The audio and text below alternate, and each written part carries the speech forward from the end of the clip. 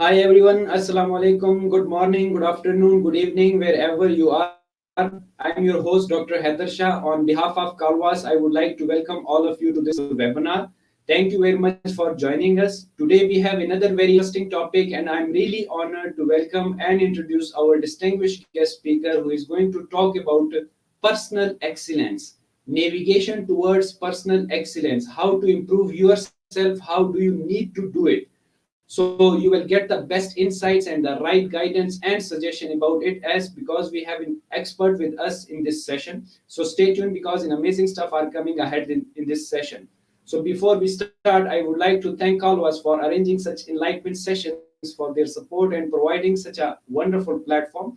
The aim of Kalwas is to give you the opportunity to connect and interact with world renowned speakers, teachers, authors, researchers, experts, professionals, and businessmen to share their views, experiences, and tips which will create an impact and will enable you to learn new things and develop yourself in order to grow and transform individually as well as to grow and contribute, transform the world in a better way. As our slogan is, we have a very special guest who has a dynamic personality. He is a well known personality in academia and industry. He has a vast knowledge on different platforms while contributing to the field and world. His wisdom, people are getting the right guidance and knowledge. Above everything, he always extends helping hand and ready to share his knowledge. So let me introduce him formally. He holds a PhD in Human Resource Development. He has more than 10 years of teaching experience at university level. Currently, he is working as an assistant professor in University of Hill, Saudi Arabia. He has also served Air University Islamabad and International Islamic University Islamabad, Pakistan as assistant professor. Core area of his research and teaching is organizational behavior, leadership, and human resource development. In addition to that, in total, 4 PhDs and 30 MPhil MS level researchers have completed their degrees under his supervision. He has 26 HEC recognized research publications. Moreover, he has served more than 13 universities of Pakistan for their teaching, research, and professional development programs. He is also working as a member of editorial board and reviewer of few world-renowned research journals. In addition to that, he is also a certified life coach, licensed practitioner of neuro linguistic programming, and certified master hypnotherapist. Having more than 10 years of the training experience, he has provided hundreds of trainings, seminars, workshops on soft skills in public and private education sector of Pakistan. He has performed in Pakistan, Australia, UAE, and Saudi Arabia as a keynote speaker, session chair, guest, and inspirational speaker, etc. So, last but not the least, he's a wonderful speaker, teacher, author, researcher, professional, and above everything, he's a great human being. So, please help me in welcoming our guest, Dr. Ghulam Dastagir. Welcome to Karwa's platform, and thank you very much for joining us. Ji, thank you very much, Dr. Saab. Allah bless you for such a detailed introduction. Allah bless you.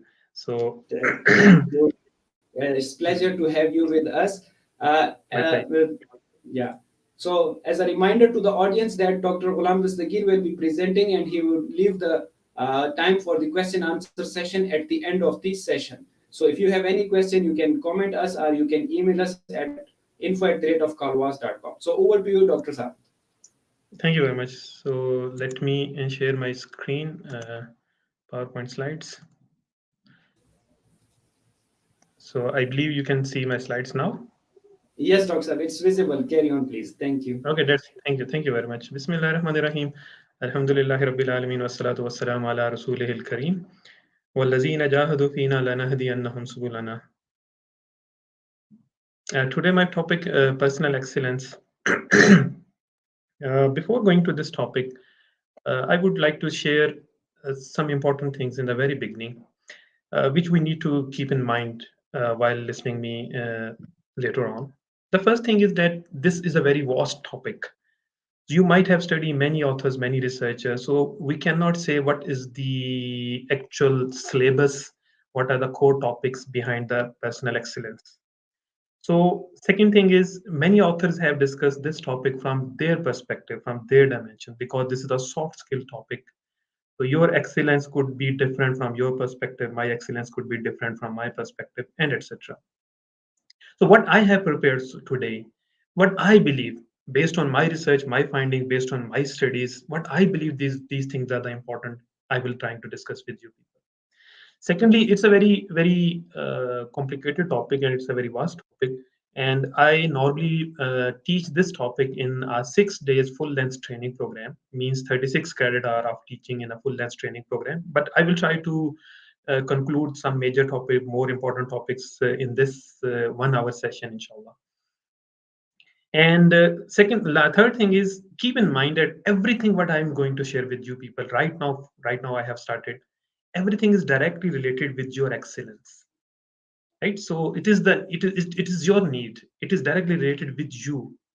And the last thing is whenever I talk about you, if I'm talking about your personal excellence, just keep in mind I am talking with you people, particularly with you. You focus on yourself when you are going to generalize whatever I am saying.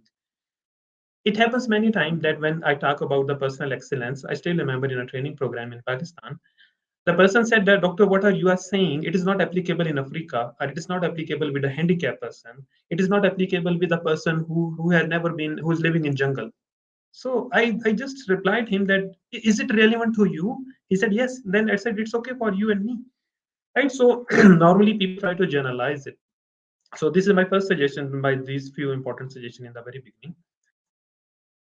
So these are the my this is my open acknowledgement to all these books. This is not my own topic. I have read these many books and many other books, and because of the limited space I have given few names of these books. For example, the Holy Quran, the Life of Sahaba, the Saying of Prophet Muhammad Sallallahu Alaihi Wasallam, and many other books on human behavior, mind science, and etc.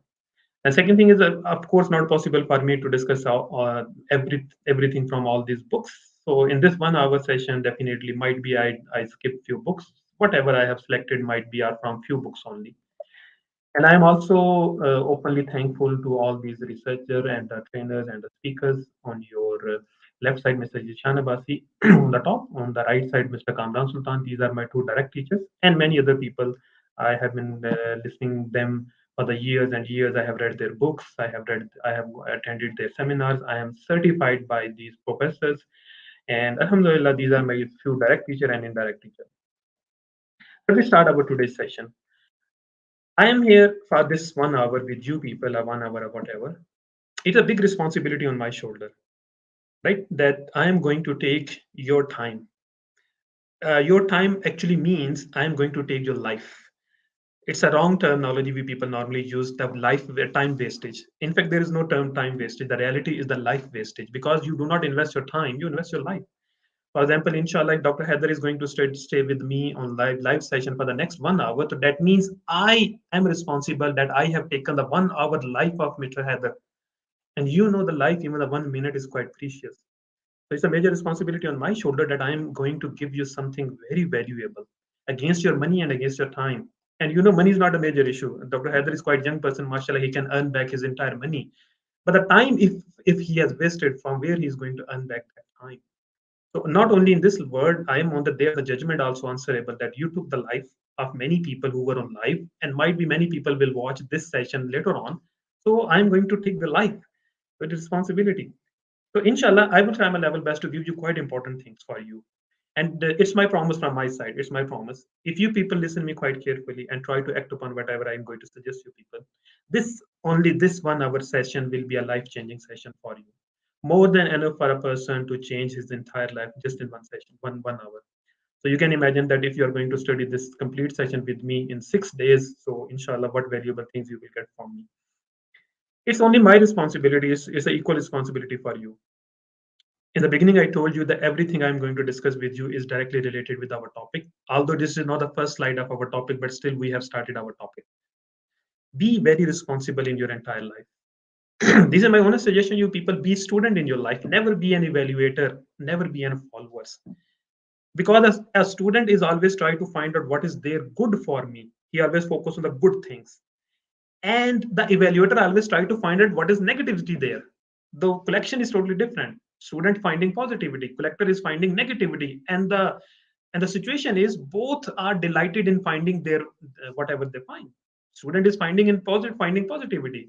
Evaluator is happy in finding the negativity, because in the environment you can find positivity, you can find negativity. A simple example is if you go to Islamabad, if you try to find the positivity, so Islamabad is full of positivity. On the same time, if you could try to find the negativity, believe me, you will find thousand and thousand of negativity in the same Islamabad. Then what should I do? The answer is, what is your focus? What is your purpose? If you're going to learn something, learner are always students. They are not evaluators and they are not followers. They are not followers. Don't be a follower. What Dr. Ghulam is saying, no, you don't need to follow as it is. Listen to me, listen to other, read so many books, go to the internet, go to the conduct your own research, make up your own conclusion and try to and make sure that whatever you're going to take action, whatever action you're going to take tomorrow, this is not the instructions of any other person. These are the findings of your own research. Make sure that whatever you're going to do is based on your research, is not based on the instruction from any other person. That's why I'm saying not never be a follower in your life. Take good notes and understanding from this session or wherever you are, whenever you are in a learning environment. On learning topic, I will discuss more important things in the coming in the next slide, but this slide is attached with that thing. And be 100% present with me and listen me quite carefully. You know, your change start with your listening. Very simple understanding. Your change in your life, it start with your listening, because your change is associated with learning, and learning take place first with listening. The people who listen carefully, only those people act. It is the written in Quran. Allah Rabbul Izzat said, only those people respond who listen.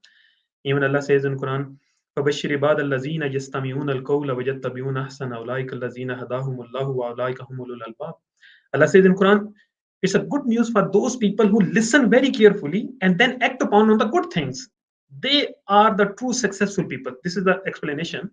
They are the really successful people. So Allah is giving the guarantee to those people who first listen carefully. Then Allah talk about the action.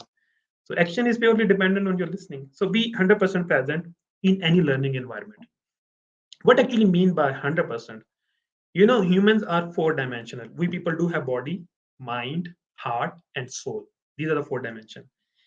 And our personal excellence and development is dependent on all these four dimensions. Skipping any single dimension will turn you people, you human, into a thing, and things cannot learn anything. For example, this mobile in my hand, this page in my hand, these are things. The chair I'm sitting is a thing. I cannot teach these things. For example, if I just skip the soul of a person, three dimensions are there: body, mind, heart are there. Just I skip the soul, so we don't call him the person, we call him the dead body. It's become body. If you just take out the heart, if you just take out the mind, so right, so you are converting a human into a thing, and I cannot teach thing. For example, if a student is listening this session or sitting in any learning environment in a classroom, the simple question is, an idea is, if mentally he's somewhere else, so what is difference between that person and a chair for a teacher? Because chair is also physically present, the student is also physically present, mentally both are not present, so technically there is no major difference. So if you just invest your brain in your classroom, still you are 50%. You are physically present, mentally present. You are 50% present. Can you get maximum performance out of your 50% energy, 50% performance and intellectual quotients? No. You have physical quotient, the physical power, you have the intellectual quotient. On the same time, you have the emotional quotient, heart, power of the heart, presence in the room, in the learning environment with your heart. The same time, presence in the learning environment with your soul. Right. So if you're sitting in a learning environment and your heart is sitting in the cafe and you are thinking about her or him, right, that he or she is sitting there, that means actually your heart is there. You are not bringing your heart in the classroom. Then what you will learn? Or if you say that whenever I listen about the Dr. Haider's class, meri to rooh hi mar jati hai, means you are spiritually you are dead. Then how you will learn in this classroom if you are spiritually you are not present? So be 100% physically present in the learning environment, because the only single source for you to develop yourself is your learning. There is not second source for you people to develop yourself. I will discuss on the top word learning in the next slide, inshallah. So let me start our today's topic. Question is, what is your real worth in the corporate? Why some companies give very value, very worth to one employee and give very limited value to the other employee?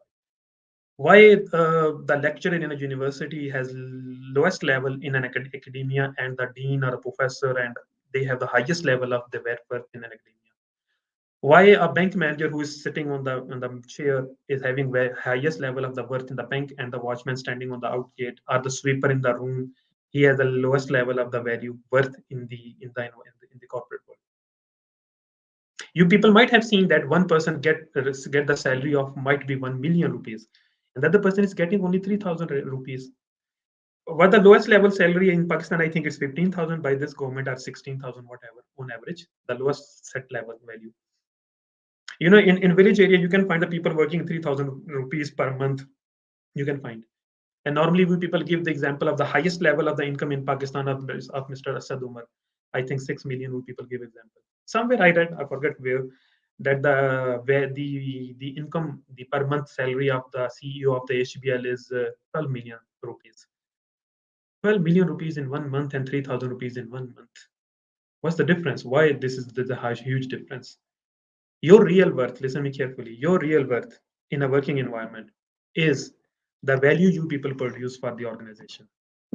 When you people produce the value for the organization that is demanded by the organization, you have the real worth for that organization. You become the precious asset.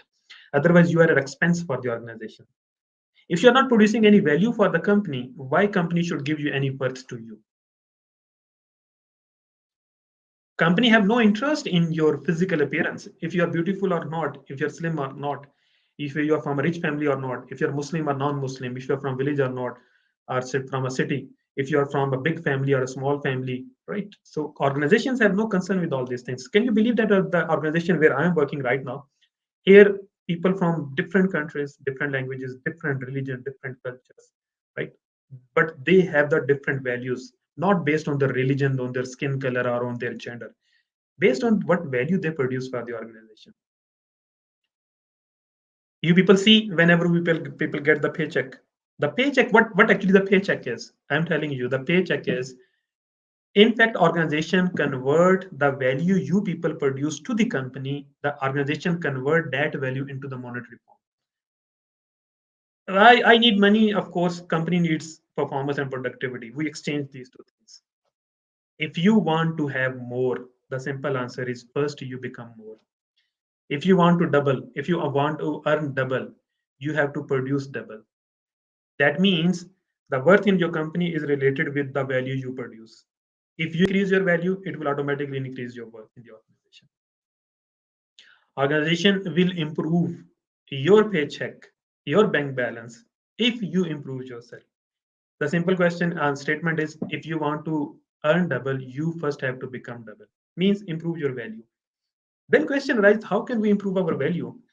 How can I improve myself, my value? Good answer is, luckily there is only single source. If you want to improve yourself, that is through learning. There is no single second source if you want to improve yourself. Surprisingly, listen me carefully, surprisingly, other than your physical being, rest of all things what you have with you is your learned behavior. Other than your physical being, everything with you is your learned behavior. I can speak in English language, you can also understand English language. Is it a God gifted or is it a learned behavior? It's a learned behavior. I can use a mobile, it's a learned behavior. I can read what's happening in my laptop screen, it's a learned behavior. I can drive a car, it's a learned behavior. I can walk, it's a learned behavior. When I was a child, I tried to learn how to walk. That means whatever I am, for example, I am male, I was born in Pakistan. So this is my physical being, this is God gifted. Other than that, who I am today is the result of my learning.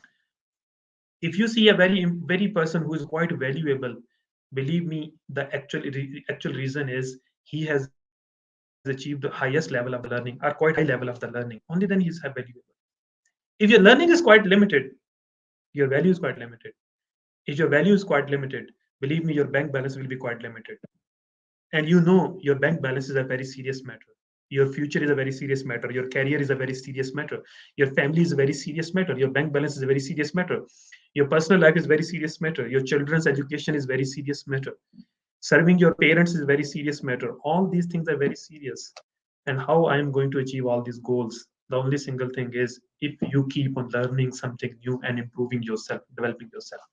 That's why it's a very good suggestion to you people. Never be lazy in the learning. Never be lazy in the, I suggest you people become quite crazy in learning. I would suggest you become quite selfish in your learning. Whenever you are in a learning environment, your other than the teacher who is teaching you, other than him, all other things are your best enemy at that moment. Your mobile would be your best enemy if you are in a learning environment. Your friend would be a best enemy if you are in a learning environment, right? Other than emergency, I'm definitely, you can exclude the emergency situation. Otherwise, you are in a learning environment. If you're not going to learn something in a learning environment, then what is the second place in this world where you can improve yourself? So, for example, might be you people are listening me right now, but on the same time you are using your mobile, you are using your WhatsApp, for example, or you are using your Facebook or whatever. Listen me carefully. You people have left everything. For example, Dr. Haider has left everything for this session. He left his family, he left his job, he left his friends, he left his everything. He has left. Might be on television, very important program, might be cricket match or whatever. He has left everything yet for this session. Now he is leaving the session just for the sake of WhatsApp, just for the sake of Facebook. Right? It happens many times. Students come in the classroom by leaving everything behind, but in the classroom they left everything for class and they are leaving the class for the sake of Facebook, for the sake of chatting with a friend. That means if you want to, if you are in a learning environment, you are not 100% physically present. Then who is your enemy? The answer is in the mirror. You are your best enemy, right? So be very crazy in the learning, because learning is translated in the form of the value you produce, and the value is translated in the form of the worth you people have in the organization, and that worth is translated in the form of the money. Money is only because it's an economic session, we are business students, that's why I'm using the word money and economics and corporation and organization. Otherwise it is related with the everything in this world. For example, if you want to become a good father, the answer is learn how to be a good father. If you want to be a good speaker, learn how to be a good speaker. If you want to be a good wife, learn how to be a good wife. If you want to become good husband, learn how to become good husband. There is no pills, there are no medicine, there is nothing, there is no damdru that if I eat and I will be changed, I will be different. Of course not. It never happens, at least in this world, other than learning, right? I still remember just an example. I still remember in 2014, I think I was taking a training on the software, AMOS software, very famous software, data analysis software. Normally, PhD students use this AMOS. So, in the first few minutes, I write on the whiteboard that I'm Dr. Gulam and I'm providing training in AMOS, Literal, SPSS, Smart PLS, and Vivo, and I am trainer and etc. I was typing all these things on the whiteboard. One of the students said, Dr. Wow, you are so lucky. You know all these things. So I said, by the way, there is nothing related with the luck, because for the last 10 years, day and night, I'm working, I'm learning these softwares. If you want to become lucky, the simple answer is you also work 10 years on these softwares day and night. You will also learn, you will become also much better than me. I have no copyright on the success, neither anyone else has. You can also become successful, much better than me and everyone else. But are you ready to pay the price in the form of hard working to learn something? If yes, then most welcome in this race. If no, then stop dreaming about all these things. Your learning becomes such a miracle for other person. They believe that this is a miracle, but they don't know the reality. There is no miracle in this world. Everything is purely dependent on the learning, right? So this is a suggestion for you. What I use for myself: become selfish in your learning, because whenever I learn, only then I can serve. If I keep on serving only without learning, so how can I serve? So I will serve my parents, I will serve my society, my country after learning, because highest level of serving only can be achieved by highest level of the learning. So, okay, let me talk about the success formula. Every one of us want to be successful in this world, in monetary form, non-monetary form, whatever. And question is, what is the formula of success? And again, I'm going to tell you a very interesting thing. There is only single formula in this world if you want to be successful. Other than that, I could not find, neither in Quran, Hadith, or any book I have read so far. Might be there, but I could not find. And I believe this is the only best formula, but which we need to follow. Here on your screen is a wrong formula. It's a traditional wrong formula, what we people normally follow. That's why we people are unsuccessful. Uh, this is the actually wrong formula. We people says Let me have everything in my life, then I will do whatever I want, then I will become, then I will become happy, then I will become successful, then I will become educated, talented, and etc. The what's wrong with this formula? It simply says, let me have everything. First, I will have everything, then I will become someone. The reality is, you cannot have anything in your life without becoming someone. So the correct formula is, first you become someone, then take actions, then you will have everything, whatever you want. Because because the the life is not designed to give you whatever we need or whatever we want, but the life is designed to give us whatever we deserve. And whatever you deserve is purely dependent on your becoming. First you become someone, then you will have everything. Without becoming something, having that dream of having is totally useless. Even without becoming someone, even if you keep on praying, right, you, there will be no reply upon your prayer, because you are going to you are going to against the basic formula of success. Even Allah Rabbul Izzat in Quran, Allah Rabbul Izzat said, uh, Allah will not change the condition of those people until they change what is in themselves. And there is nothing for a man except what he strives. So Allah simply says that first you change yourself, first you become someone, then I will give you whatever you want. I still remember many students come in my office, they beg for the marks, they beg for the grade. Dr. Walla, please give us the good grade. They are demanding having. I simply says, first become a good student, you will have the good grade. So having is associated with the becoming. If you really want to enjoy the life, what a successful person is enjoying, let's assume a beautiful office, let's assume the dean of your university is having beautiful office, beautiful car, beautiful home, big bank balance, and a lot of respect and etc. Gosh, I also have the same things. So why you are thinking about the having? You also become a good professor, a good researcher, a good teacher. You will also have the same thing. Why only these things even much better than him? Because there is no upper limit of the human success. Unlimited success is there for us, right?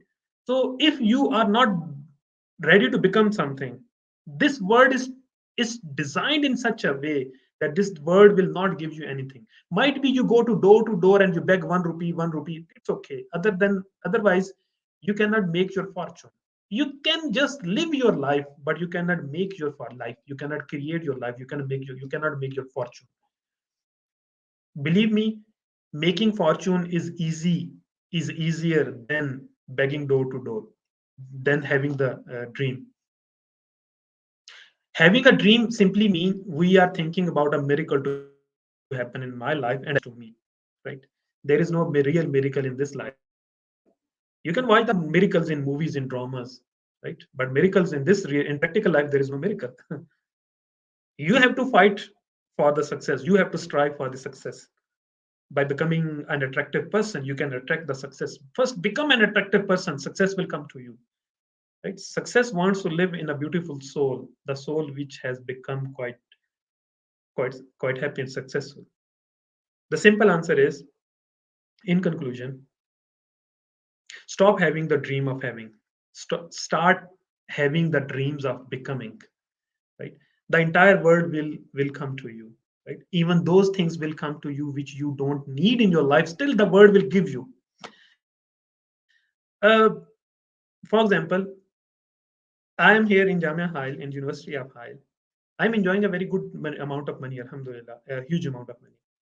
This big home is totally free for me. My petrol is free for me. The medical is free for me. The education of my children is free for me.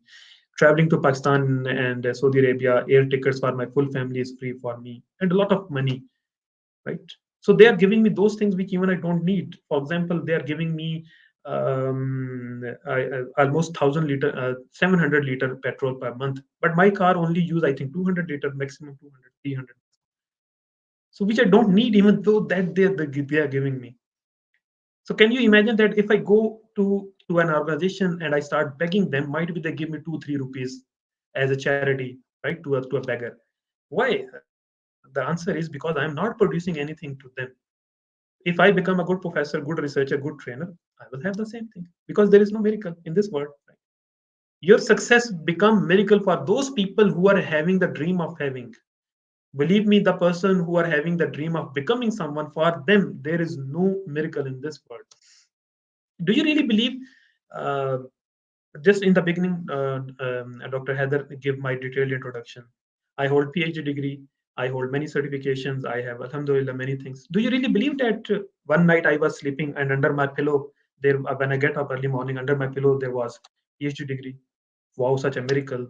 There was certificate of hypnosis and neuro linguistic programming and mind sciences. Everything was there, and my job letter was also there, and a huge bank balance was also under my pillow. This really happened with me because many people says you are very lucky, you are very lucky, right? I simply tell them the Quran, the ayat of Quran. Allah Rabbi simply says there is nothing for a man for other than what he strive for, and Allah will not change your condition until unless you change your condition first yourself. Right. So if you wish that this is because of that pillow, you should also pray for that. The same pillow might be it works for you. But I'm telling you reality, it will never happen. You keep on praying, you keep on praying, Allah will never answer your prayer. Because Allah will not go against his words. Allah says in Quran, Walan tajida sunnatillahi tabdila. The wording of Allah Rabbul Izzat will never change. And the wording of Allah Rabbul Izzat, I have already shown you, look on the screen. Allah will not change the condition of the people until they change what is in themselves. First, you become a good Muslim, Allah will give you Jannah. Right? I want to have Jannah. So Allah simply says, first become good Muslim. So basic condition, first you become. Then you will have everything. Simple idea. The same word, the same thing. If you want to become Dr. Ghulam Dasgir or Dr. Haider or any successful person, start following the same path, start traveling the same path. First become someone, then inshallah you will have everything. So, uh, am I forced to be someone whatever I am, or do I have a choice? Is there any success by choice or by failure? Is there any success by choice or by chance? Is there any failure in my life that are by chance or by choice? Normally, we people are quite confused in these two words. Is it my kismet? Is it my takdir? Is it my luck? Are are all these are the result of my choices? The simple answer is, listen me quite carefully. The only single thing what I'm going to tell you about your choices and success and the chances is nothing is by chance in this world. Everything is by choices. Might be this is a very tough sentence for you people, and I can inshallah justify you people. Especially the success and failure in this world is always by choice. Chances never happens in this world. Chances means the miracle, the luck never happens in this world. Who are you today? You are the result of your previous choices. Look at your previous past choices of 5, 6, 10 years. Now here you are enjoying those results. Whatever you sow before today, you are reaping, right? Whatever you sow, as shall you reap. So what actually it means? The choices, your decisions. And the simple formula is: if I am the result of my previous choices, then what about my future? If you want to look into your future, simple is look at your present choices. Whatever you are deciding for you today, you will be the same by tomorrow. I believe me, I can tell you. Look at your present choices. You can predict your bank balance next 5 years.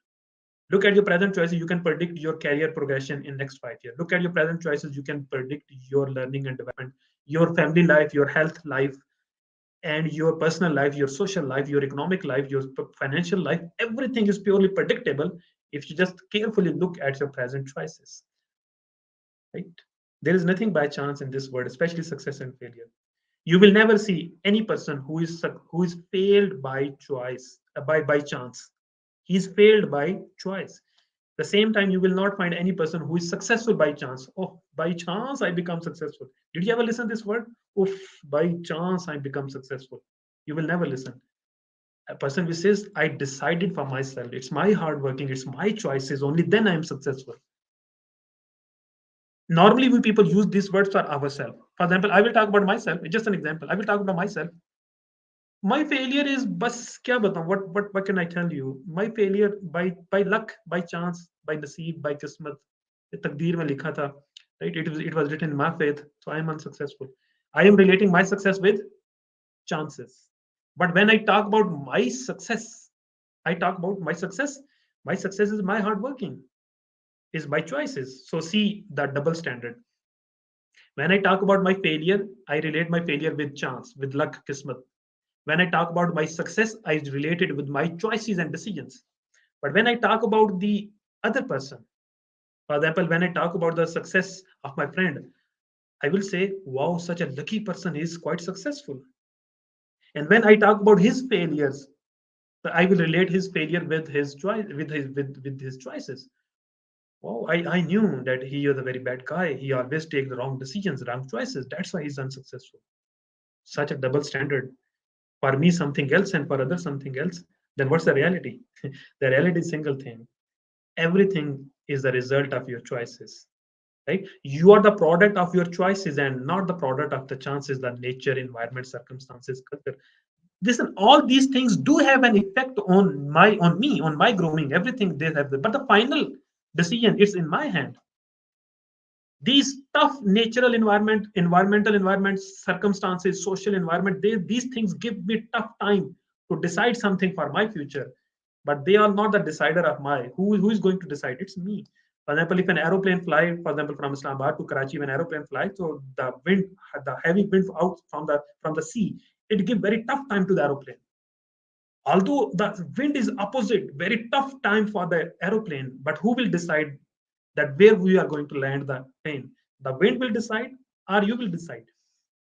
So might be I was born in a poor family, might be I was born in Pakistan, might be I was born, you know, one of my students said, sir, I am a girl. If I were a boy, I would have told this world that what I can do. Kash main ladka hoti. I am a female, I cannot do anything. So he is blaming to the nature to nature that she is not successful. So I simply told her that now what you can do, if you want to become successful, now the chance is only single thing, that being female you have to work hard, because it's take a lot of time and money and energy to change your gender. So forget about changing your gender, because I have seen many females who are quite successful being female.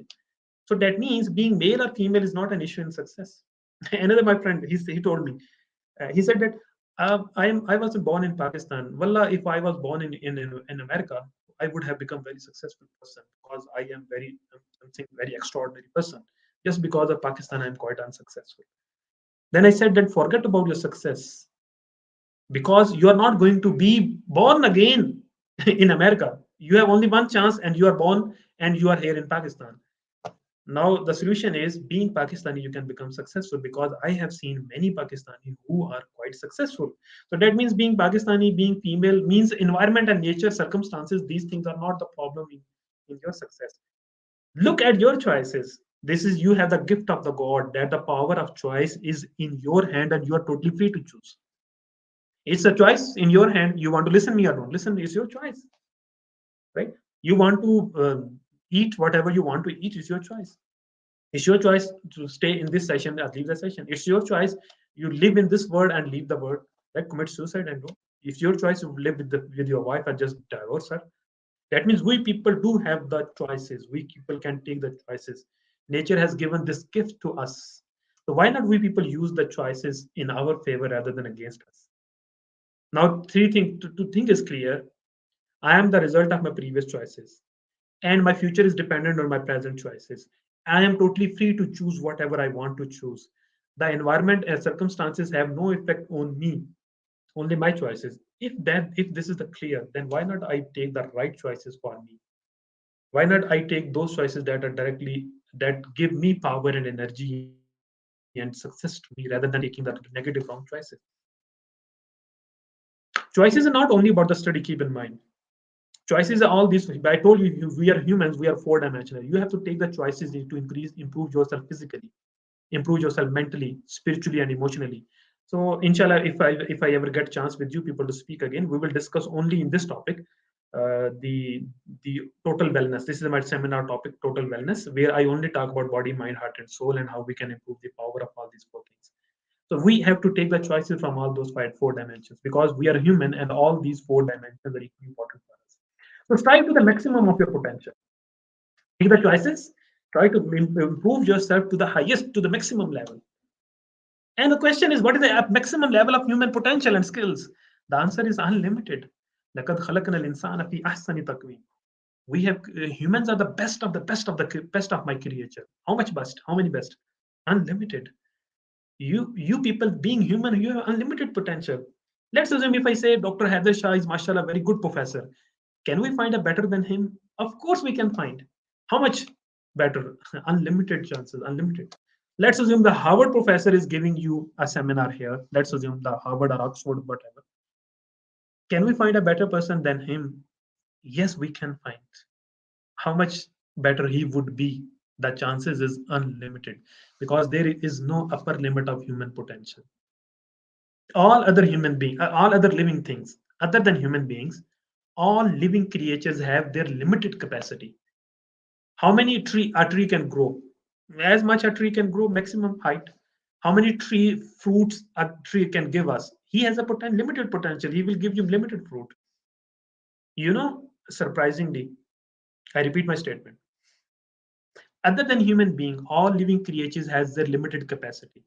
Only humans has unlimited capacity, but all living creatures other than human live to their maximum, and human always live to their in a limited capacity, having unlimited capacity but always try to live in a limited. We try to live in our comfort zone, right? I do not want to take pain, I do not want to take challenges, I do not want to disturb myself. My bills are being paid, my children are getting education, my kitchen is running, and more than enough for me. We try to live our life in a limited capacity, although we have unlimited capacity. A tree has limited capacity, but tree will live his life to its maximum. How long a tree grow? To its maximum capacity. You will never listen a tree is going to on strike that I do not want to grow more.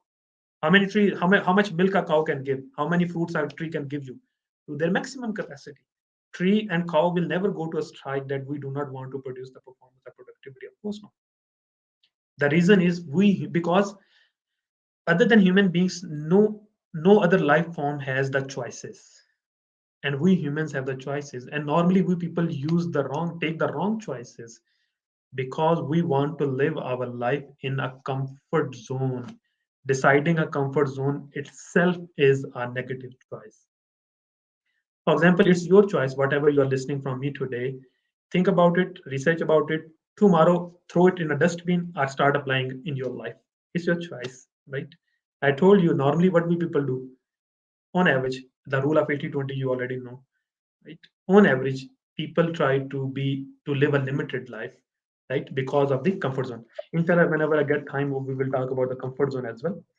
So problem, risk, pain, and challenges in life is very common for us. I'm going to give you the very best solution on this topic. If you want to become successful, you will face these things in your life. Hardworking always produce or create or brings these things: problems, risk, pain, challenges in life. And we all want to avoid these things. I don't want problem, pains, risk, challenges in my life, so do you. Then what should we do? Because without these things, you cannot be successful. Let me give you the best solution in order to tackle all these things. Keep in mind, all these things are normal and a part of the life. You will never find any person, without these four things. Every person in his life has problem, risk, pain, and challenges. That means these are the part of our life, right? Even Allah says in Quran, we have created the human with hard working. All right, so it is written in our faith, it is written in our destiny that human will live in this world only by hard working. The moment you will stop hard working, means pains, risks, challenges, and etc., you will die. That's why I have written on the slide, if you see the last statement, these are the causes of the existence of life on this planet. All happiness, all success, all beauty on this planet, all life on this planet is because of these four things. These four things are your best friends rather than your best enemies. For example, I justify all these four things. Talking about the problem, Can you people find any person who is problem free? No, not a single person. If if a poor person is in problem, so is the rich people, right? If aged people are in problem in their life, so young people are also in their problem in life. If you people see the people who are without children, they are really in problem. The people who are with children, they are also in problem. And I tell you more thing, successful people are facing more problems than unsuccessful people. If you believe that when I will become successful, my problem will be finished, so I'm telling you, your problem will be increased, not only in quantity, even in intensity. Dr. Haider, now he had the good idea, mashallah. When you are becoming a professor, doctor, your problems has become much more than you were student, right? So that means every time, whenever you people face success, your problems increased, not only in form of intensity, quantity, intensity, new forms, new shape. Every time, every day, you people will face new and new problems. The moment you solve your problem, the same moment your next problem will start. So can I avoid the problem? Answer is no. And never try to avoid the problem, because avoiding the problem creates more problem. Avoiding the problems create more problem. For example, speaking English was a major problem for me when I was in grade 11 and 12. What was the solution? Learn the language. Learning, I already told you, learning is only solution for us. The learning was the solution.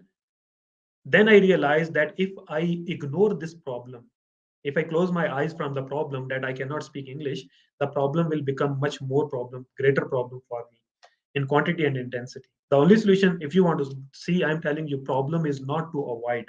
Problems are always to solve, because your success is beyond your problem level. The moment you people solve a problem, you become successful. It's not that being first I become successful, then my problem will be solved. No, no, no. First you solve your problem, then you will become successful. Right? So the simple learning from this problem word is it's quite normal. It's in every person's life. The moment you people solve the problem, the same moment you become quite successful. Without solving the problems, don't expect to be successful in this world. For example, when it's a new chapter is a new problem. The moment you open a new chapter, it's a new problem for you. You learn it, you become master of it, then you become successful for the next grade, for the next chapter. The same way, every step by step success is dependent on the solution of the problems. If I says, oh, problem chapter number 1 is very difficult, I do not want to study, I ignore the problem, then I am creating more problems for me, because the next chapter is much difficult, next problem is much more problem for me, how I'm going to solve it. The second thing is risk. We do not want to take risk. Wallah, risk, I do not want to risk my life, I do not want to risk anything in my life. This is the normal behavior about risk. Again, I'm telling you, this is the part of the life. You cannot find anything without risk. And we people normally take risk every time, every day. Traveling on Kashmir highway in Islamabad is risky. Sitting under this roof is risky. Being student in Bahria University is risky. Drinking this water is risky. Right? Taking my lunch is risky. All the time, every time we are living a risk. Getting married is risky. Being parents is risky. Giving birth to a child is risky. Everything is risky. Then how to live this life? Take these risks, because these risks give you success. These risks give you development, opportunities, growth, right? Because without taking risk, how possible? So calculated risk. I'm telling you, calculated risk. Actually, time is only 1 hour. I cannot go into the details of these things. Calculated risk is the part of our life. Right? And the same thing with the problems, with the pain. Sorry, with the pain. I do not want to take pain in my life. I'm telling you, I'm going to short it now. I'm telling you, if you're not ready to take the pain, then forget about your entire success and growth. Your growth is purely dependent on the pain you people take. The second thing, your true happiness is purely dependent on your pain. You know, pain and happiness are very strongly associated with each other. Uh, Whenever I took some pain to achieve something, then I really feel the true happiness in my heart. Without taking pain, if you become successful, you will never feel any type of inner satisfaction and inner happiness in your heart. Happiness is purely related with the pain. How much a mother feel happiness to see her child a lot of happiness. Calculate the pain, how much the pain she has taken so far. That pain is the reason. That pain is the reason of that happiness. If someone knock at the door and he says, "Okay, Dr. Gulam Dastagir, this is the child for you. It's a gift to you." What type of happiness I will feel in my heart because I did not take any pain. When I look at my child, Muhammad Ibrahim, Muhammad Ali, Muhammad Zainab, Muhammad, when I look at my children, I feel a lot of happiness because for the last many years I'm taking a lot of pains for my family. There is no pain, there is no happiness. I give you another example. What is the core pain in my life? What I want that we want to avoid, for example. Normally we want to avoid the pain. What are the core happiness and pains in my life? The core pain in my life is my family first, for example. I have to take care of my family. I have to take care of my wife. I have to take care of their nurturing. I have to take care of their home, shelter, and food, and etc. And what are the core pains of my wife in her life? She has to take care of me. She has to take care of my dressing. She has to take care of my lunch, my food, my children, and etc. And my home. She has to. These are her core problems. The first initial problem. Now let's assume we want to avoid the pain. If let's assume by miracle all pains are removed, my all pains are removed, and her all pains are also removed. What will be my home after 24 hours? Can you imagine? For example, my pain is okay, by miracle, my pain is resolved. I don't need to care about my wife. I don't need to care about her dressing and her home and her food and her education, her nurturing. Everything is finished. At the same time, she also don't need to do anything about me. What will happen after 24 hours? We will become our best enemies. What happened? By removing the pain, how possible you become enemies? Because the love between me and my wife is because of the pain we people take for each other. That means the happiness is associated with the pain, and we try to avoid the no. Pain is not to avoid the pain is to take it. Pain is your best friend among all these four things: problem, risk, pain, challenges. My best friend, what I like most is pain. When I look at my PhD degree, well, I feel a lot of happiness in my heart. Why? Many years, including schoolings, 22 years, or only PhD 6, 7 years, 5 years. I took a lot of pain day and night. I remembered how did I learn data analysis, how did I learn HR, how did I collected data, and how did I faced all these challenges day and night, hard working, research. I know how much pain I have taken. That's why now if someone knock at the door, okay, Dr. Gulam, here is a PhD degree, honorary PhD degree at your doorstep. We give you honorary PhD degree. You can go to the HEC, you can get the tested as well, no issue. What type of happiness I will feel in my heart? I received a lot of certificates from different companies and many times, right? So I don't bother, I just throw them away, right? They are might be in my bookshelf somewhere. But my PhD degree, I always keep neat and clean, and I will very saved at a very safe place, because the pain associated always create happiness for me. The same time with the challenges, we don't want to face challenges in our life. Believe me, if there is no challenge, then there is no growth in your life. The moment you people challenge yourself, the same time you become quite bothered about learning that thing, and and taking that challenge and improving yourself. If you try to avoid the challenges, then growth is stopped. Then there is no growth for you. When I go to the gym, for example, a person who go to gym, and in gym, he simply says that I cannot give challenge to my body, my physical muscles, and I'm going to use the half kg weight for growth. What type of growth you will have without challenging your existing body muscle? At least if you can weight 5 kg, you have to give the 7 kg weight to your body. Give a challenge to your body. Only then muscle will increase. The same way, if you want to increase your mental muscles, what's the solution? You already have PhD degree. You have already have achieved the level of the learning. That level of learning is the normal for you. Go beyond that level. Challenge yourself. Study those books which you have not read so far. Meet those people you have not met so far. Watch those movies, documentaries which you have not so. The things that challenge your existing behavior, existing mental intellectual quotient. That challenge is a blessing for you because it is giving you an opportunity to grow. If there is no challenge to your emotion, how you can understand what is my emotional power? Let's assume if Dr. Haider Shah is living with some person, let's assume with 10 person in the office, everyone has the same level of respect for Mr. Haider Shah, and Bhaijan and respect and love is there. Then there is no challenge for Dr. Haider Shah, the emotional challenge to understand what is my emotional level. The moment a person, let's say an 11th person's come out from outside and he abused to Dr. Haider Shah, now this is the best chance for Dr. Haider Shah that it's a time for you, because this is the challenge to your existing emotional level, to check what is my emotional level. Rather than abusing him again in return, you should be thankful to him because you give me a good tough time to measure my emotional level and to develop my emotional level. The same way, the bodybuilder will never abuse to a heavy weight, because he consider the heavy weight as blessing. I remember when I used to go to the gym, I try to find other heavy weights, right? At least if my body can handle 10 kg, I try to find other 15 kg. And I was quite thankful to the gym honor and that to the even to those weights, because these things are going to improvement in my body. Challenges always give you a chance to improve yourself. The same way your spiritual challenge, emotional challenge, right? So I'm again and again talking about these four things because I have already prepared a very detailed seminar on this thing. Your emotional power, your spiritual power, your physical power, your mental power. If you really want to develop these things, give them challenge.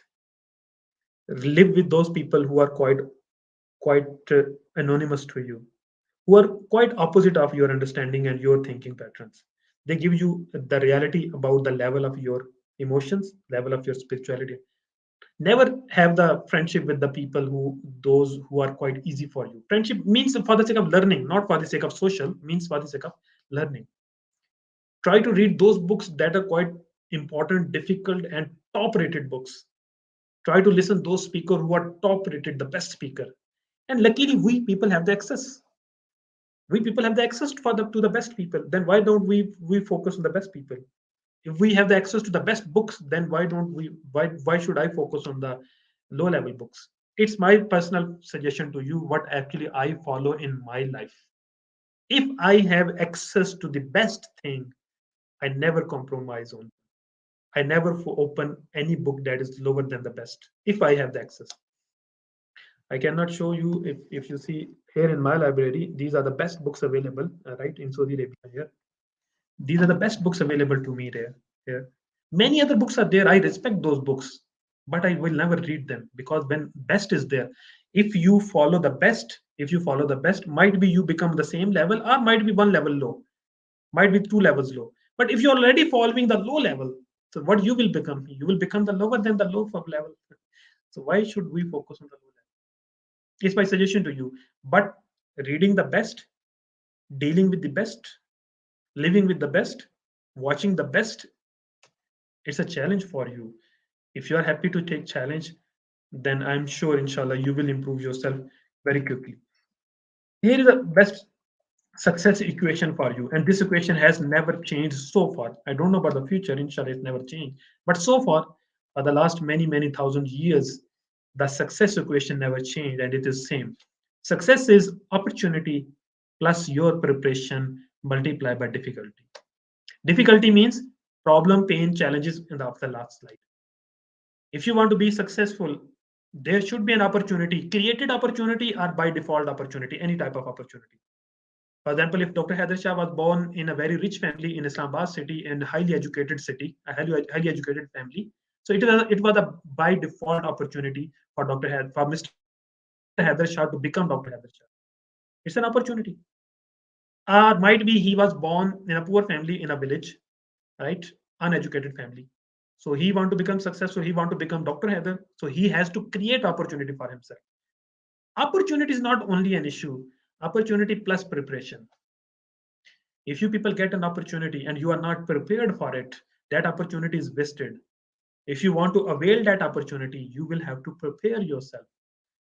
Prepare yourself with opportunity, with full preparation. And this preparation is not easy, I'm telling you. Even though you have opportunity, this preparation is not an easy thing. It is because it is multiplied by the difficulties. And what are those difficulties? I have already told you here. The problems, the risk, the pain, and challenges, all these things are examples of the difficulties which you people will face in your life. So we people face problems. This is the last topic for today's slide. Actually, Dr. Heather, we decided for 1 hour, and I gave time to some other person. So I will try to finish within 4, 5, 6 minutes of this topic. So the problem versus skill solution. We all people face problems in our life, and I told you problem is not to avoid, problem is to solve. The question is how we can solve problem. What is the solution of our problems? There must be some important point, some focal point that can solve my most of my problem or all of my problem. And luckily, there is only one single answer to solve the problem. I could not find, might be there is, but I could not find how to solve the problem. And the answer is very simple. You can you can solve your problem at the level of your skills. Other than your skills level, you cannot solve your problems. The solution of problem is only in your skill level, and you can improve your skills only by learning. If you just focus my entire session for today, I'm only talking about the learning and learning.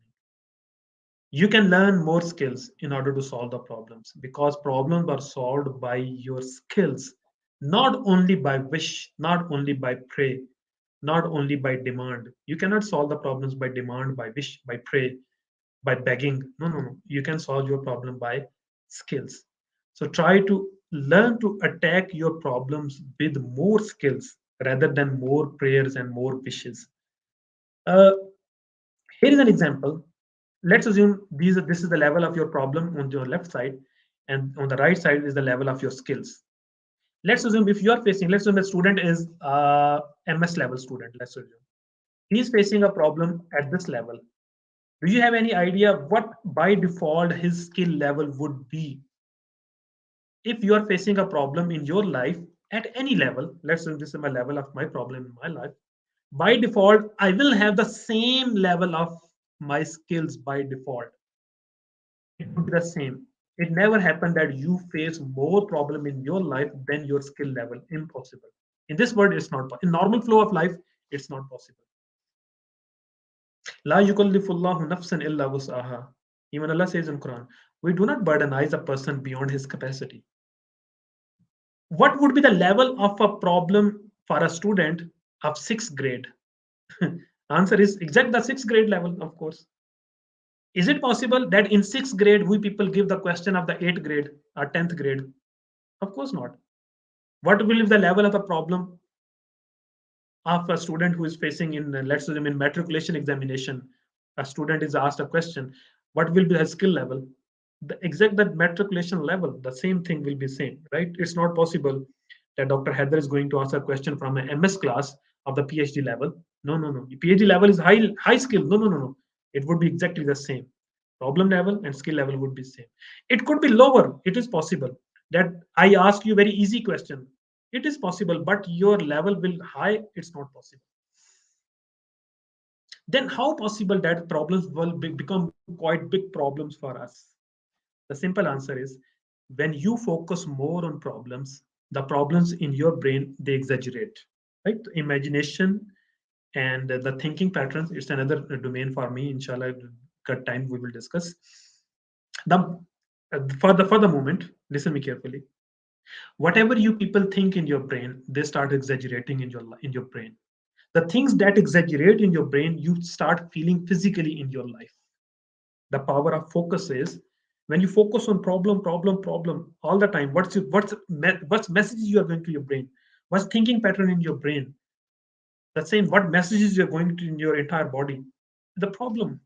When you realize problem is everywhere, you physically start feeling problem. The whole life is messed. Your whole life is full of problem. The reality is no, no, your life is not full of problems. Reality is you have just stopped focusing on the solutions. The solution is focus on solutions. Try to find the skills, improve yourself. The problem will automatically remove. Finished. Uh, if I ask the question from Dr. Haider, can you fly F-16? He will say, no, no, no, it's a big problem for me. I cannot fly F-16. Big problem for me. I remember I used to give trainings to Pakistan. I was in Air University, so I was giving training to the Pakistan Air Force fighter pilots. So Mr. Jawad, I still remember his name. He was the fighter pilot, F-16. So I asked the same question. He said, it's very easy for me. For Mr. Jawad, F-16 is very easy. For Mr. Haider, it's quite difficult.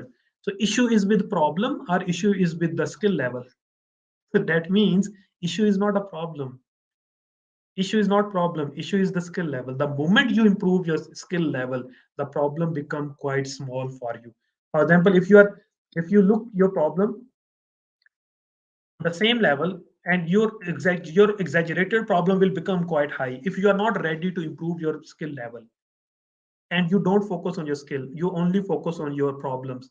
So this dotted line, in fact, actually I mean dotted line is your perceived problem never increase, they are always same at the same level. Then why problem become high? Because of your focus. When you having the low level of skills, focus on the problem become very huge. On the same time, if a person focus on his skill level, the left side, if you see right side, if a person focus on skill level and he increases skills, at that skill level, when he focus on the problem will be very minimum problem for him. That means problem technically remains same, but you can improve yourself high or low. Choice is yours.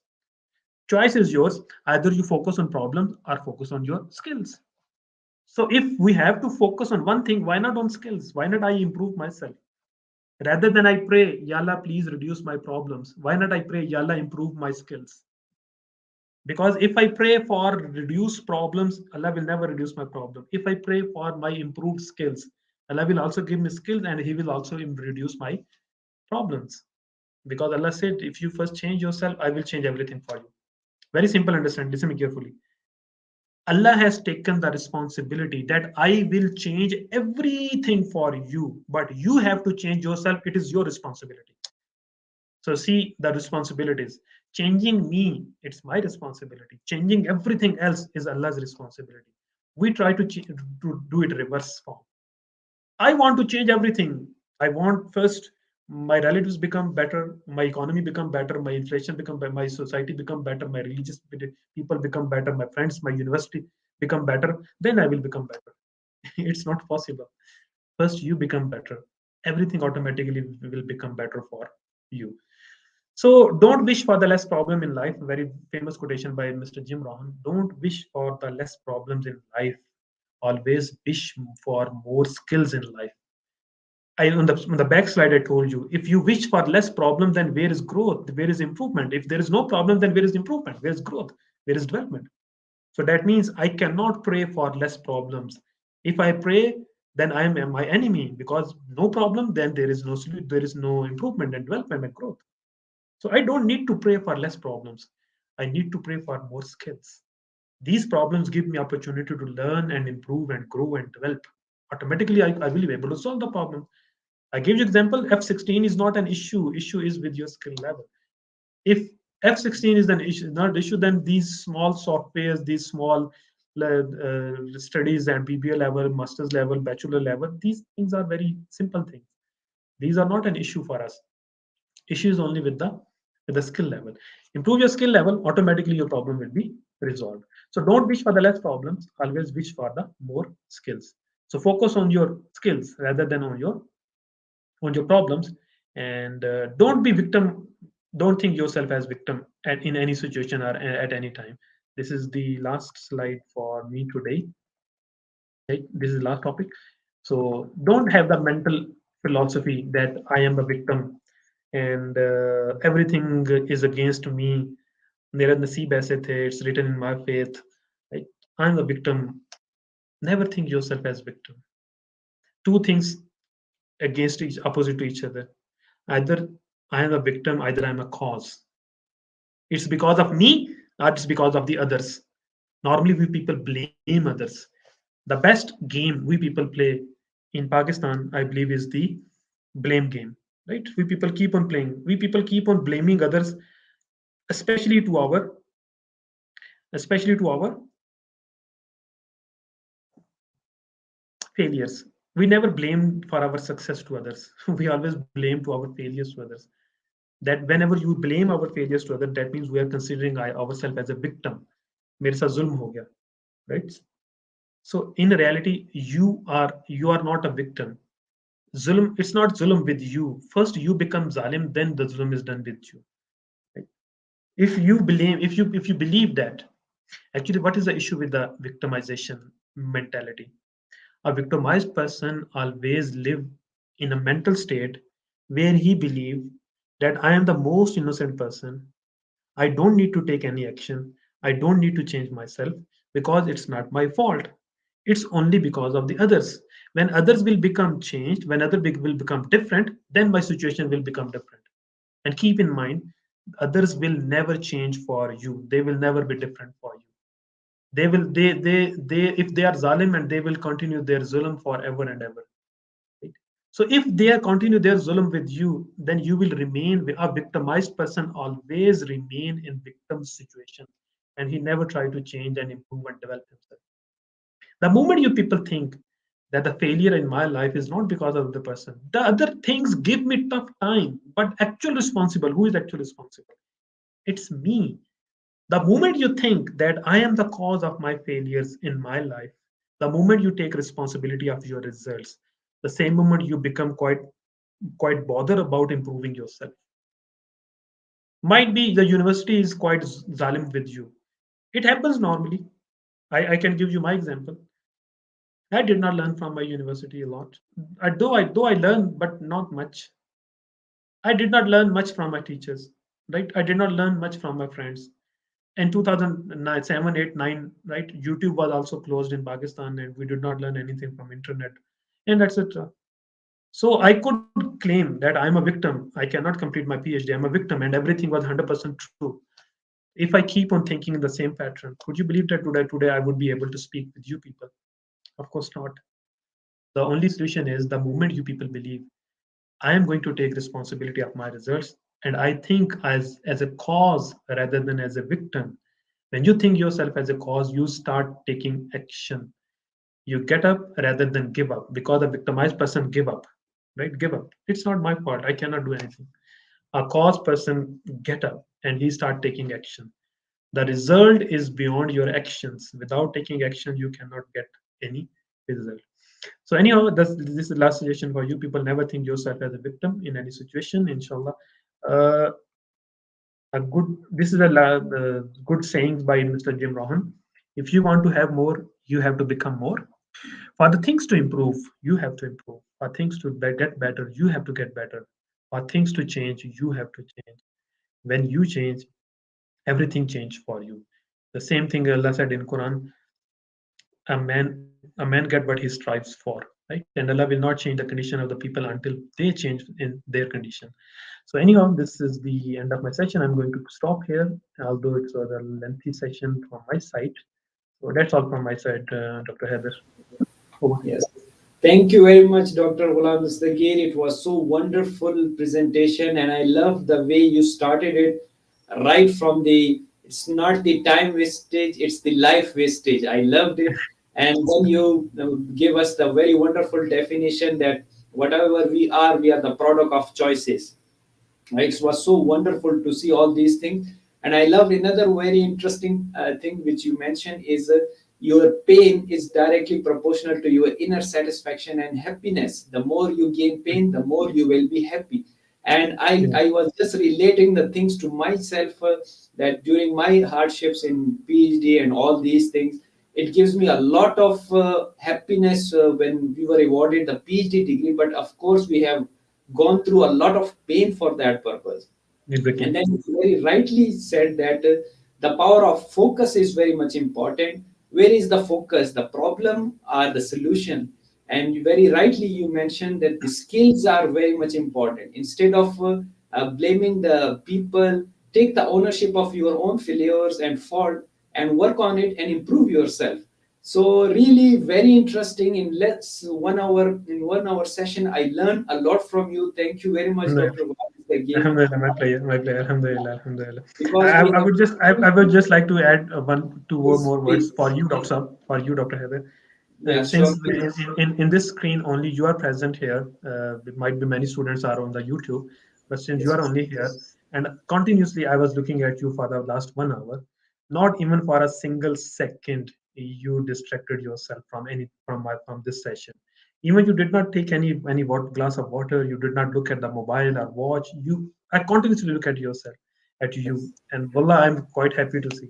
I have Yes. conducted many webinars, more than hundreds webinars. Like normally, people don't listen, especially the host. That they normally don't listen carefully. But for the first time, I was a bit surprised to see you. First thing, Thank and you. second, Thank you. I'm greatly thankful to you. Second thing, I'm greatly thankful to you that you give me this opportunity to Yeah. contribute for my society, for my country. And thirdly, I took you as an example because the students were not in front of me. I could not take the name as an example. So only you are here. So I took your name as an example. I believe all those examples were positive. Yes, entirely. It was a pleasure to listen to you, Dr. Ghulam Dastagir. As I mentioned you before the session started, that I heard a lot of you because of a lot of students, a lot of my colleagues. They used to say that Dr. Ghulam Dastagir is so wonderful, and this is my first chance to talk to you in person, even though virtually, but still it was so wonderful. And the reason why I was so highly engaged, because you were saying so much important things, so much important stuff, and you were giving a lot of very practical example, and I love the way you gave the analogies. All these things were so wonderful, and that's the beauty of the expert, that they make things very simple for the people to understand and grab it. It is so enlightenment session. And the previously I used to respect you a lot, but now that respect has gone to the next level, because I have personally seen you. You are so much capable and you are so much competent person. Thank you very much, Dr. Ghulam Dastagir, for what you are. Alhamdulillah. Yeah, we Alhamdulillah. are proud of you, and we believe that may Allah give you more strength to contribute in more Ameen. better way. That is so Ameen. wonderful. If Ameen. you Thank you. allow me, we have few questions, even though the time has exceeded, but I would like to ask the few questions the people have Yes, sent it. yes, yes, please. Yes, please. Yeah. Let me. Okay. Please, please.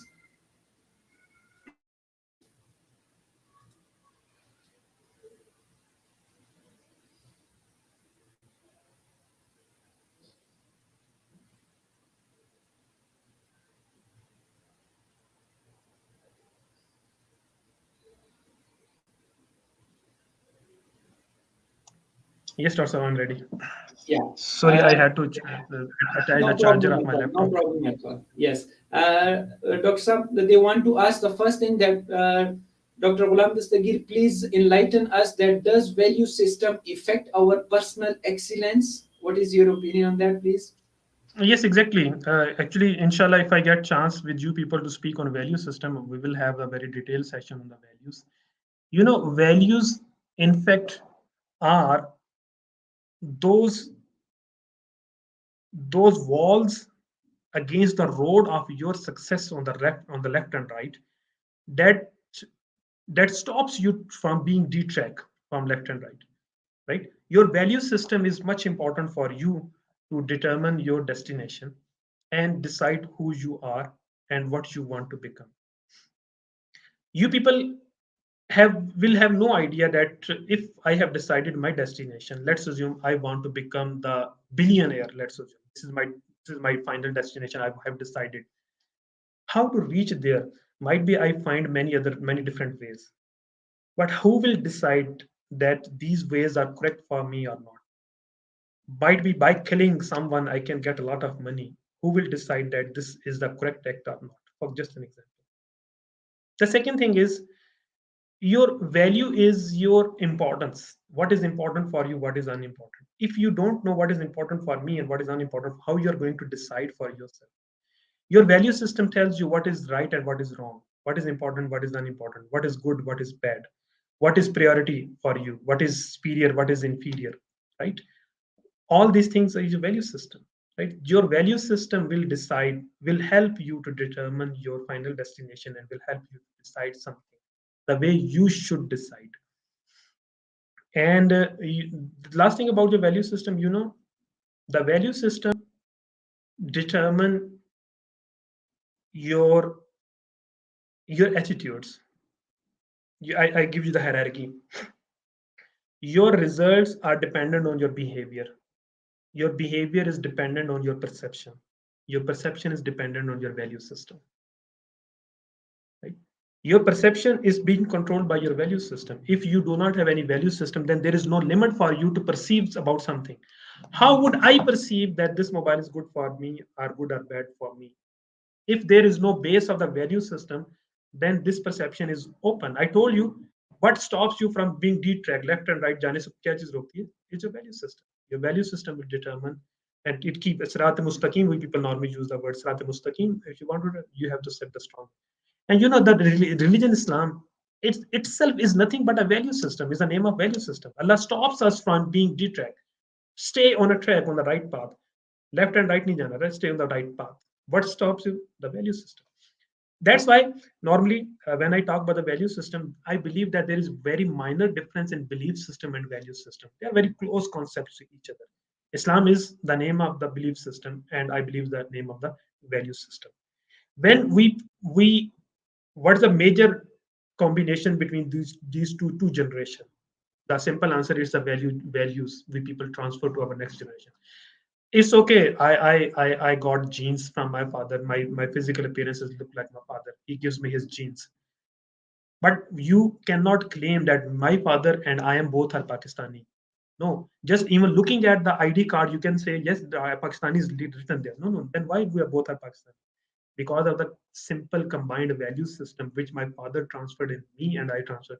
It is very simple. If I start living in America, let's assume, and my child learn American value system, if I come back with my child, Dr. Haider, you will say that either Dr. Ghulam is Pakistani or his child is Pakistani. Both cannot be the Pakistani because both have a totally different value system.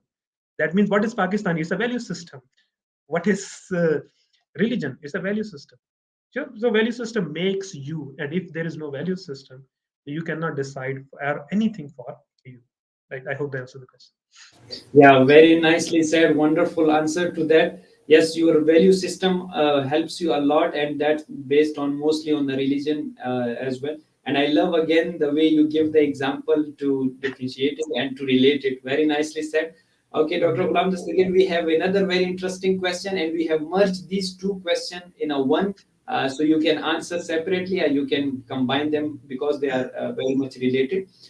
They want to ask that, sir, please guide us. How about the role of mentor in personal excellence? And second question, which is related to it, is how do you see the role of institutions in grooming students' personal excellence? Yes, please. Yeah, right. Talking about the institutional personal, in your personal excellence, I believe Dr. Haider Shah can give better answer to this question. Talking about the personal level, you know, mentor, who is a mentor? Are a life coach. Alhamdulillah, because I'm a certified American certified life coach as well. It is not possible for us to try to find the solutions of all problems at my own. Allah Rabbul Izzah sent mentors, the Ambiya in this world, right, for the guidance of the humanity. The same time, if I want to be successful and I have limited knowledge, limited skills, limited access to everything, I need someone who has already traveled on this path, who can show me the right path, who can handle my finger and who can take me to the right path. Life is very limited. I'm telling you, life is very limited. You cannot learn all those things at your own experience, right? You try to learn from the other's experience. What I have told you, for example, what I have told you in today, this is the conclusion of more than 30 books and uh, more than 5-10 years of human efforts just in 1 hour. So let's assume if I am your mentor, so you have saved your energy, your time, your experience. You are learning from my experience, my energy, my whatever I have worked hard so far. Right? So why not we follow a mentor? The mentor should be the best person. This is another question, that who you are going to select as your mentor. For me, I personally decided myself. I will never compromise than the best for in my life. Right? For example, Nabi Sallallahu Alaihi Wasallam said only those people are successful who are following me and my Sahaba. So the standard becomes set for me. Nabi Sallallahu Alaihi Wasallam and the life of Sahaba is the only standard for me. I will never compromise on the lower level. There are many best people at lower level, very Olia, many Buzurg, and many. I respect them, but I will not follow them because the only single standard is Nabi Sallallahu Alaihi Wasallam and this Sahaba. The same way, if you are going to decide a mentor for you, find the best person who is available in your field. Let's assume in research methodology, find the best people. The best book available, best people are available. Best trainings are available. Best videos are available. Right? Best programs are available. Best softwares are available. If all these best are available, then why should I compromise on the lower level? And it's my honest suggestion to you. Never start traveling without a mentor. Right? With never start traveling without a leader, without a coach. These mentor and coach will save you a lot of energy, and they will save you from being detracted, from being following the wrong path. Uh, Even although I am having all internet access and books with me, alhamdulillah, but if you look at my mobile is, I think, more than 300 doctors in mobile number. Like, they are my friends or whoever they are. I keep on contacting with them, I keep on getting help from them, because they can save my lot of time and energy, right? I want to learn something. If I learn at my own, why not I ask from the other person? You know, I repeat the statement. Life is very short. Life is very limited. You cannot learn all these things at your own in this limited life. Right? Save your time by following the others, but the person who is the best in their field. Right? So, but regarding the institutes, what's their role? It's unfortunate that our institutes are nowadays are money generating organizations, right?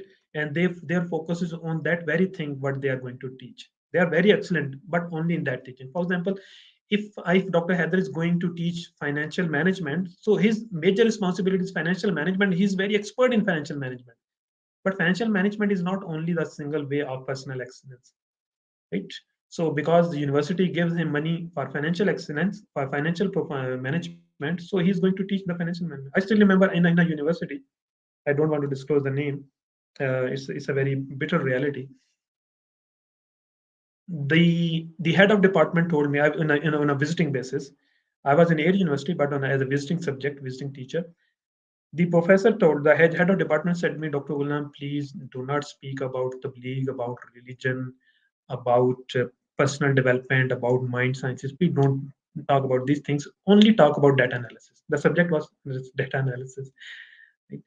So that he was 100% right, and I ought to teach only data analysis. So the simple thing is, don't think yourself as victim. If Bahria University or any university is not going to help you for your personal development and grooming, then if they are not helping you, then are you not ready to help yourself? I gave you my own example that none of my friend, family, relatives, university, they never helped me to learn and grow. I've already told you, in my in university, in I got PhD from Namal University in 2007. I took admission. At that time, human resource development was totally new subject. Very limited teacher were available, but not in Namal, right? I studied 4 PhD subjects of HR from PhD English language. He was the rector of that time. He was a very good person, mashallah, but he never taught us a human resource development, right? My family is I belong from a family who's living in village, that they are uneducated, right? My friend, I was the only single student in my class in PhD who was MBA HR. All other were MA education, MA English, or MA Urdu, or whatever. That means they were not ready to help me. My teachers did not help me. No one helped me. But then I decided I will help myself. Right? I started studying everything at my own. Whatever the resources in 2007 were available, the people who are right now in modern universities, they have no idea that what were the university in 2005, 6, 7, 8 at PhD level, right? At least in Islamabad, the middle level universities. I'm not talking about the Harvard or Oxford, but at least in Islamabad, middle level universities. Right? So you can decide for you. If someone is not helping you, you can help yourself. And nowadays, help is very easy, right? Open access is to internet. YouTube is available. Everything is now easily available. So being teacher, we should take action. We should help our student for their personal development and grooming. Dr. Haider Shah is doing his best. I read his emails. Dr. Sab, I was reading your emails and your messages. I'm now talking to the audience who are listening me. I was reading the emails and messages of Dr. Haider Shah, mashallah, how much pain he's taking for the learning, growth, and the grooming of the society. I have gone through his YouTube channel, how many seminars he has conducted, right? For what he is doing all these things for you people. That right? That means the help is already available. You need to help yourself right now, right? If you want to develop and grow yourself, sir. Yeah, very nicely said once again. And the way you speak is so wonderful that one tries to listen for a long period. I wish we could have 3 4 hour session with you because it would have been much better. And I love the way you mention it, and that's the beauty that you did not become a victim of the circumstances. You did not become the victim of the scenario what were happening over there, but still you decided to help your own self and you work on yourself, and that's the inspiration. And that's why we are here. Thank you very much. This is what we are doing. We are giving the guidance to the people, we are motivating them, we are empowering them that yes, you can face the difficulties, you can face the risk, but at the end you need to equip yourself and be skillful to solve the problems. Do not run away from the problem. And you are the source of inspiration for them. The difficult times you have gone through, and which examples you have already given, that nobody took the PhD degree under your pillow, and you did a hard work for that, and that's a wonderful answer for them. Very superb answer for that. We have one another very interesting question for you, Dr. Ghulam Dastagir, and it's Sure. so obviously people used to ask this thing that why, dear sir, please guide us that why our society is why our people are more inclined towards the people's recommendation or the society recommendations. Why not to work on personal excellence? Sometimes you see people, they force you towards certain discipline because of the people's recommendation, because of the society peer pressures. Why not they are free to make their own decision towards the personal excellence in any field? Yes, your Right. opinion on that. Right. Uh, Normally, it never happens in a practical life that you are forced to take some action. Right. Most of the time, you are free to choose whatever you want to choose. It happens sometimes. It happens sometimes because of some legal relations, because of some issue. You have to decide. You have to take one field, and you don't want to go in that field. Let's assume I decide. Let just an example. If let's assume if I wanted to become a medical doctor, but by force my parents ask me to, you have to go to the management sciences field. Let's assume. Normally, it never happens in practical life. Very very rare. Let's assume if it happens, then what we should do? The simple answer is first look at your ultimate goal. What do you want to become in your life? What actually you want to achieve? For example, normally people give answer, I want to be rich, I want to contribute the society, I want to develop and groom myself, right? I want to be successful person, all these answers normally. Then my question is, how do you know that the success is only in medical field? Let's say if I want to become medical doctor. How do you believe that money is only in medical field? How do you believe that only successful people are in medical doctor? How you can believe that you can only contribute in the society by being in medical field? The answer is, let's assume by the force, by your parents' choices, you have joined the management sciences, but your dream is still same. You don't need to change your dream. Being successful, being contributive in life, being rich, and being successful, it's same in this field as well. The issue is, if your mind is engaged in two different dimensions, your result will be poor. It's your choice, the way you people you want to make use your brain. Your brain is very stupid thing. Your brain cannot decide anything for yourself. Your brain cannot decide anything at its own. It's you, the combination of body, mind, heart, and soul. It's you who give instructions to the brain.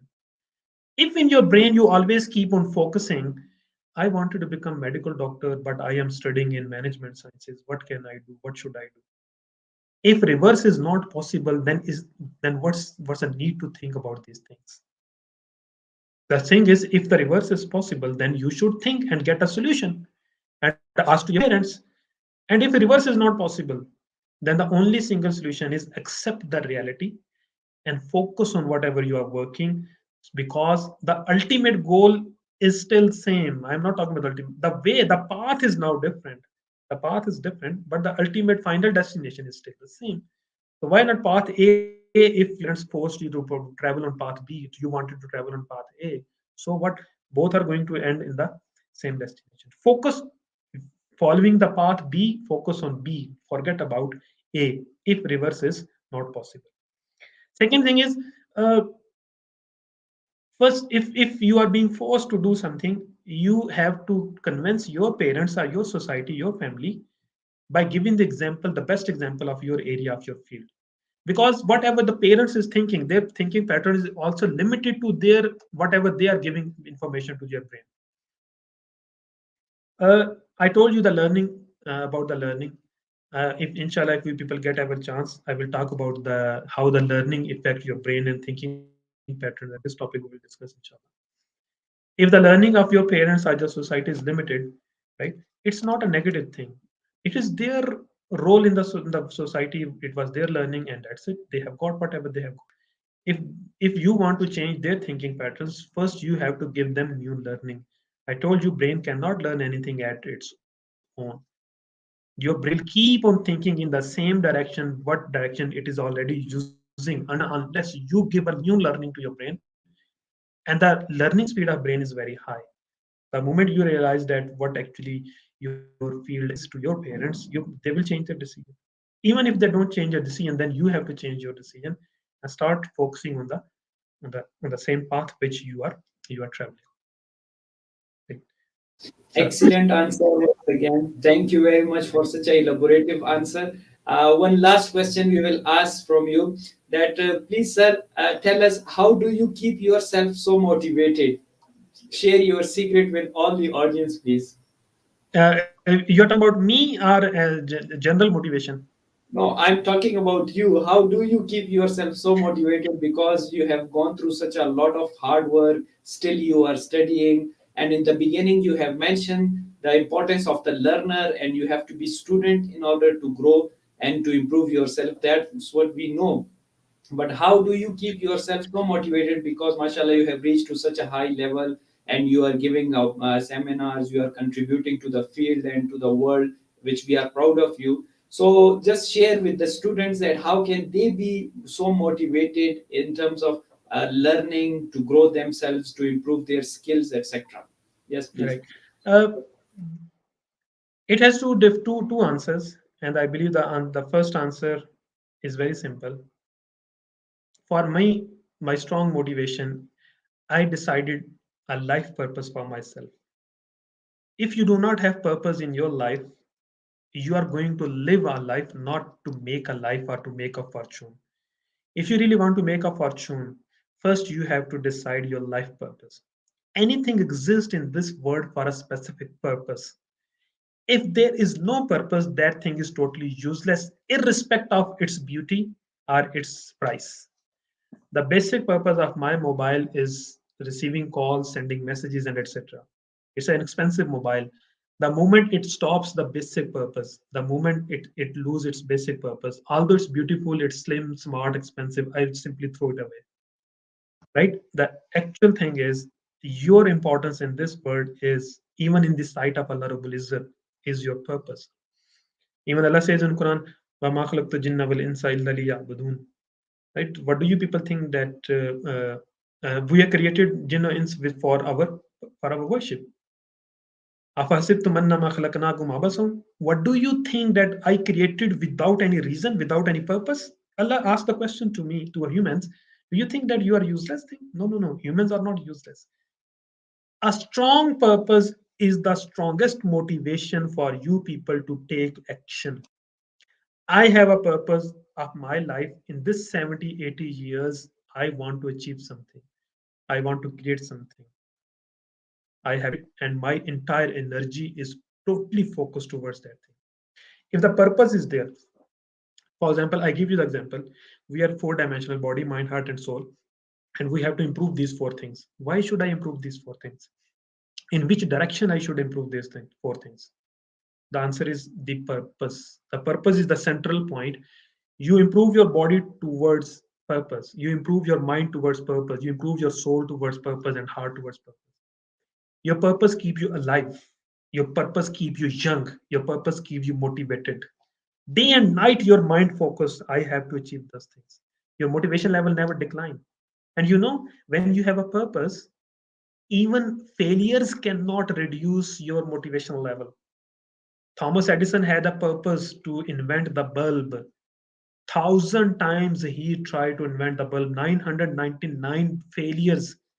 But those 999 failures never reduced his motivation to invent the bulb. The answer is why?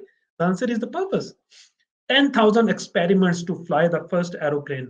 Wright brothers had a purpose in their mind. Every failure gives them more motivation to work hard and hard and hard.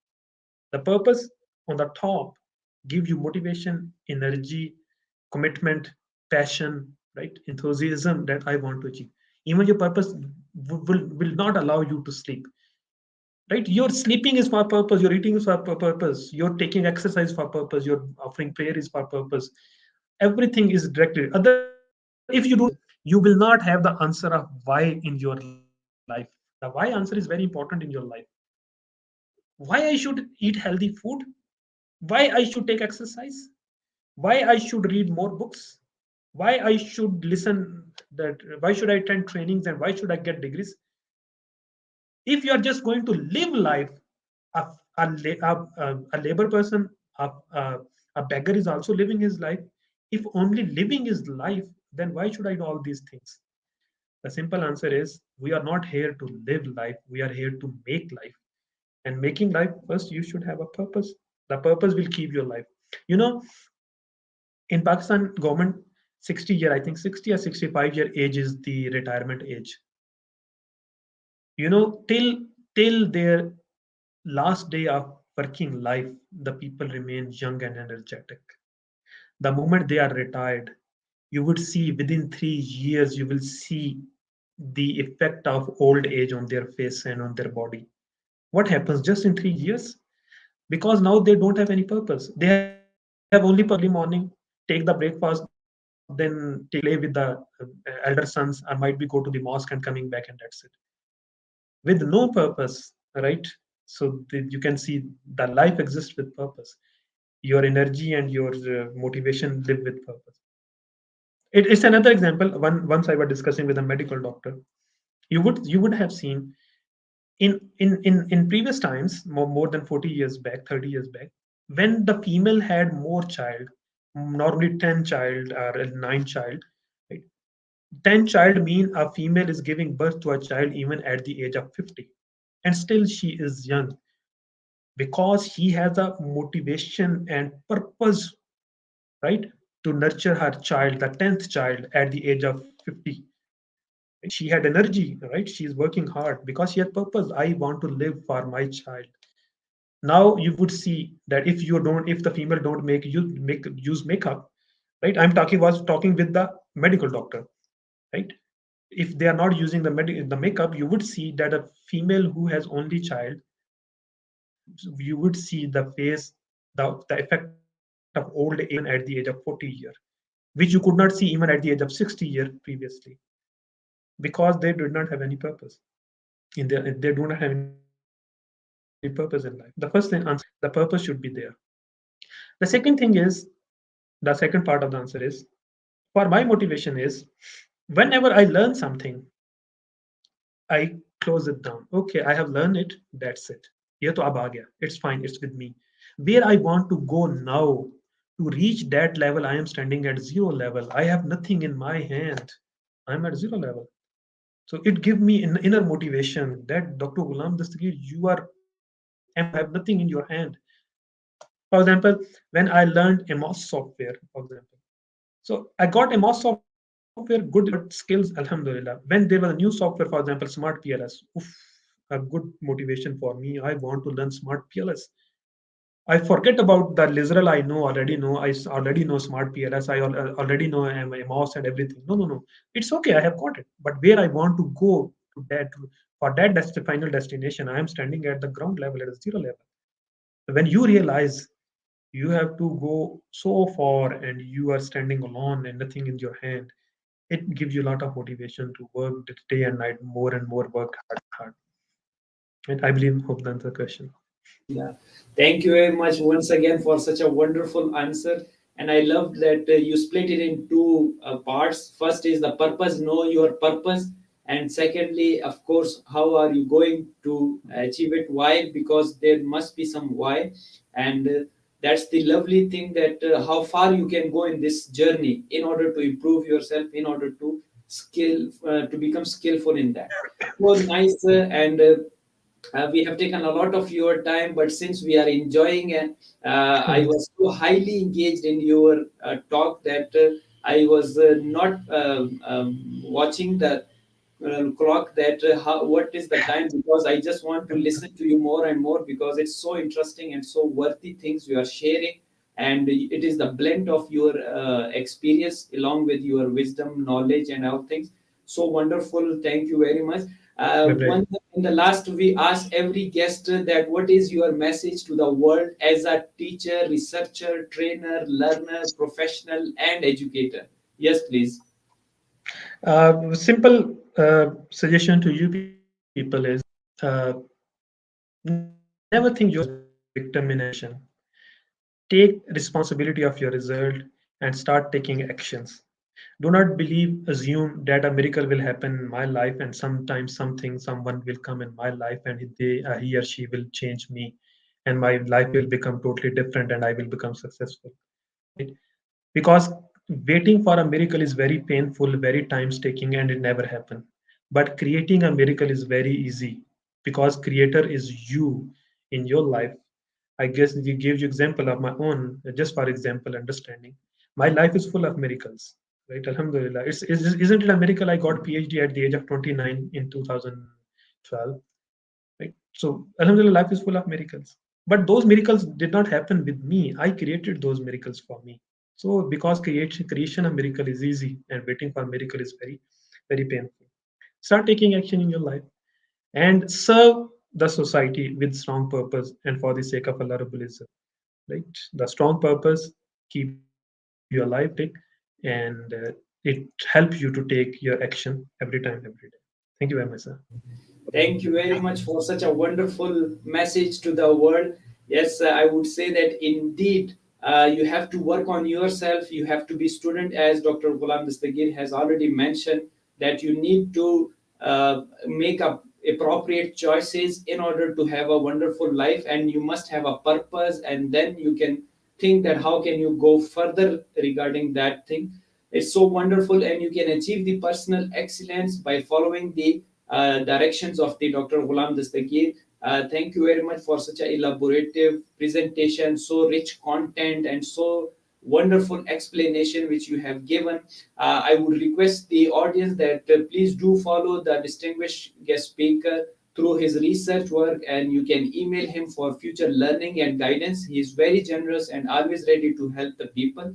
Moreover, wonderful explanation and powerful content which the Dr. Ghulam Dastagir has already elaborated will help you to learn and develop your understanding regarding the achieving the personal excellence. So this is that is all we have time for today. Thank you once again, Dr. Ghulam Dastagir. And I would also like to thank our audience who join us. If you have any additional question regarding the information shared today, you can email us, or you can connect to the speaker directly through his email or social media. Thank you all for your support and liking our session. Stay tuned because many more sessions are on the way. Please do not miss any session. Till next session, take care of yourself. Bye bye.